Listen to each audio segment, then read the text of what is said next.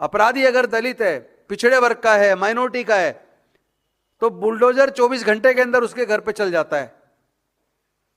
लेकिन अपराधी अगर स्वर्ण जाति का है तो वो बुलडोजर जो है उसमें जंग लग जाता है। हमारा यह मानना है कि कानून को अपना काम जाति और धर्म देख के नहीं करना चाहिए। मैं यहां जातिवाद को बढ़ाने की बात नहीं करूंगा। चाहे स्वर्ण जाति हो, चाहे पिछड़े वर्ग के लोग हो, चाहे दलित वर्ग के लोग हो, सब इंसान है, सब भारतीय हैं। सबको अपने देश के संविधान की और कानून की इज्जत करनी चाहिए। सबको एक दूसरे के अधिकारों की रक्षा करनी चाहिए, एक दूसरे के अधिकारों का रेस्पेक्ट करना चाहिए।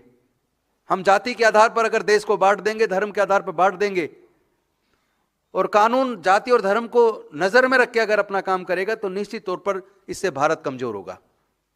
अभी आपने देखा, यह घटना तो हुई है यूपी में, दिल दहला देने वाली वारदात, बेरहमी से हत्या कर सब जलाया, पुलिस ने आग से निकाला। यह घटना देख लीजिए, यह 6 जनवरी की घटना है, ज्यादा पुरानी नहीं है, और यह घटना भी मेरठ जिले की है। इसमें भी एक दलित व्यक्ति को खुलेआम पकड़ के मारा और मार के उसके शव को जलाने की कोशिश की। दूसरी घटना ये बिजनौर की है, 7 जनवरी की है। इसमें खुलेआम बिजनौर में इंसानियत संसार दवाई लेकर लौट रहे एक वाल्मीकि समाज के युवक को जूते चप्पलों से बेरहमी से मारा।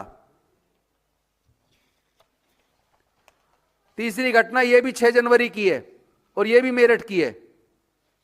मेरठ में 2 अलग अलग घटनाओं में सनसनी फैल गई। सरदना क्षेत्र में एक व्यक्ति की बेरहमी से हत्या कर शव को जला दिया।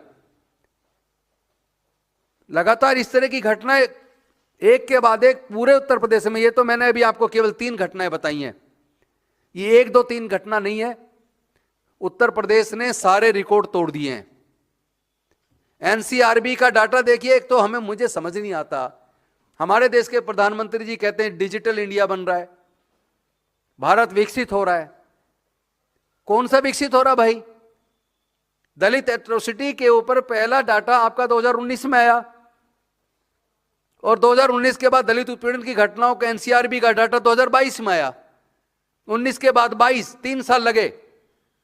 इससे ज्यादा दुख की क्या बात होगी? 2022 के बाद अभी तक 26 आ गया, 4 साल हो गए, अभी तक कोई दलित उत्पीड़न का डाटा सार्वजनिक नहीं किया सरकार ने। यह है विकसित भारत।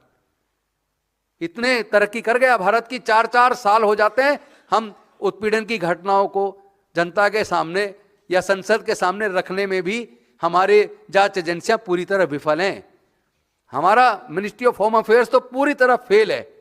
हमारे देश का गृह मंत्री बिल्कुल फेल आदमी है और देश का प्रधानमंत्री, दोनों फेल हैं, क्योंकि दोनों का ध्यान केवल और केवल चुनाव जीतने पे, चुनाव लड़ने पे, चुनाव मैनेज करने पे, वोट चोरी पे, चुनाव चोरी पे, पूरा फोकस उनका उस पे है। कहीं मजदूरों के अधिकार छीन रहे हैं तो किसानों के अधिकार छीन रहे हैं, मनरेगा खत्म कर रोजगार की जो गारंटी वो छीन दी। लेकिन यह दलित उत्पीड़न के मामले में जो त्वरित कार्रवाई होनी चाहिए वो नहीं हो रही है।